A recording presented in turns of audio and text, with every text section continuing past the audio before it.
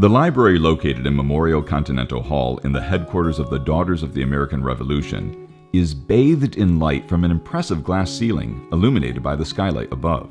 The ceiling of what is now our library is a beautiful glass panels. Each one is about 9 foot by 8 foot. There are 25 of them. The total area of the library is 60 feet by 60 feet. Each one is a little bit different from another, and they're very ornate and decorative. They had become cloudy with age, and basically they were just separating from the structure, and they needed to be preserved. We walked around on the top of the ley lights in that attic space between the ley lights and the skylight.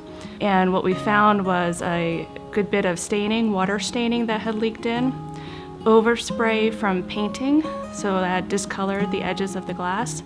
And we did see a fair number of broken pieces of glass, as well as at least 2 inches of deflection where the glass had actually bent out of plane from its armature. Memorial Continental Hall is the oldest building of the DAR complex. It was designed in 1905 by Edward Pierce Casey, designer of the Library of Congress. Designated as a registered National Historic Landmark, the library was once the main auditorium for the organization. We are very much taking into account the desires of DAR and the President General, Mrs. Wright at the time.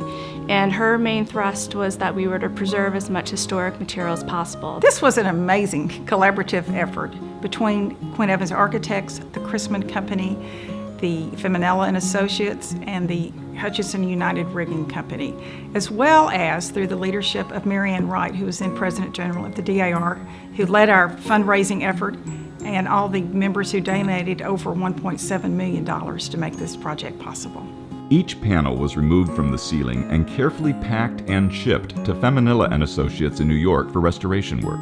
Watching them move that first panel and take it down all those feet and drop it down to the ground, and we all held our breath the entire time.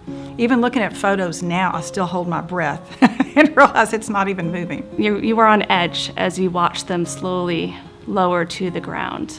And so once they were safely on the ground, they then had to be safely transported to Art Feminella's shop up in New York. He disassembled every single piece, took apart all the cane, separated all the glass, cleaned every piece of glass, repaired any broken pieces. If it's just a single break, he can glue it back together again. After Feminella and Associates completed the restoration work, the panels were reinstalled.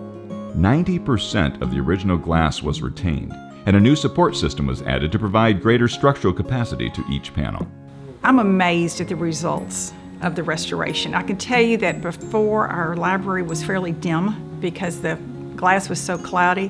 Now it is so crisp and clean and bright that even some of our volunteers who work on the balcony wind up having to wear sun visors because it is such a bright, welcoming environment. It's absolutely gorgeous. I invite everyone to come see them.